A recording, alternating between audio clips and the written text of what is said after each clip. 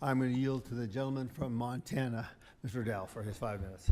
Thank you very much, Mr. Chairman, and thank you for once again allowing me to weigh in on this committee. And thank you for the witnesses for being here. Appreciate it. You know, the threat posed by international cartels to tribal communities is significant and growing. According to the DEA, drug overdose deaths in the U.S. exceeded 112,223, with synthetic opioids like fentanyl being the primary driver. And Montana is not immune. The Montana Department of Justice reports a 1,000% increase in fentanyl seizures in the state since 2019. And on many reservations, law enforcement is stretched thin. Cartels take advantage of these gaps and fuel addiction, violence, human trafficking, and Native communities who already experience violent crime at a rate over twice the national average are affected more than most. So recent federal actions have made a difference, but the scale of the problem demands urgent, sustained attention. I welcome all of your insights and recommendations for ensuring that tribal communities have the resources and the support they need to push back against these criminal threats. I'm going to start with Chairman Whiteclay. Given the challenges that your community has faced with cartels moving into tribal land, how can new legal authorities, like the recent designation of cartels as a foreign terrorist organization, help your tribe protect itself? Thank you, Congressman. Always good to see you. It opens up a whole new toolbox for us to be able to utilize those designations. And like we said, we've had to come up with creative ways to combat the cartels. And I appreciate your support on that with the Montana Air National Guard to be able to patrol on the reservation and do the trainings there. Like we said, with the new designations, it opens up more tools for us and leads to more prosecutions and more arrests, because then they have that designation where they don't have safe havens. And that's what reservations primarily are safe havens, because of the jurisdictional quagmire that's there.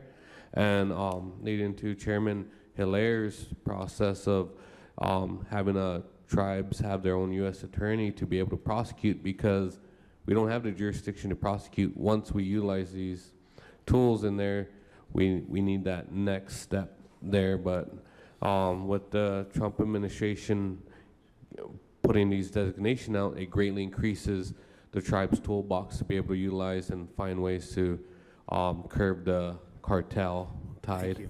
Thank you. Thank you very much. I'm going to move to you, Chief. Your testimony highlights that just 7 officers are responsible for patrolling an area the size of Rhode Island. With high unemployment, limited economic opportunity, recruiting and retaining officers is a challenge while cartels continue to prey on local youth.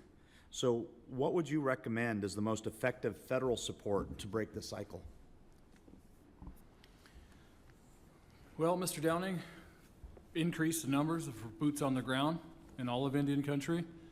This administration so far is off to a great start. You look at the last 4 years, it's been insane. Everything was just flooded. With methamphetamine and fentanyl comes this huge increase in violent crime and human trafficking. This administration's focus on, it's like taking the gloves off. There's more focus at the U.S. Attorney level, at the investigative level for the FBI and the DEA. Everybody's focused on illegal immigrants, drug trafficking, and transnational cartels. Thank you. In the interest of time, I'll move to you, Ms. Zinn. From your extensive experience, what have you seen work best when it comes to interagency partnerships or legislative tools to disrupt cartel networks in rural Indian country? It has to be a team effort. All boots on the ground, BIA, HSI, DEA, FBI, everyone has to do a full court press. On top of that, though, we have to have the other side of the piece. You have to have education, and we need to also start bringing the whole team together, building relationships with the tribal community in order to combat this. Law enforcement can fix the reservations from the outside in. The Native American community can help fix them with the inside out. Are there gaps in resources or policies that you would urge Congress to address right away? Absolutely. I mean, looking at the funding for BIA is definitely one of them. Also, with the safe trails, that's just now being developed.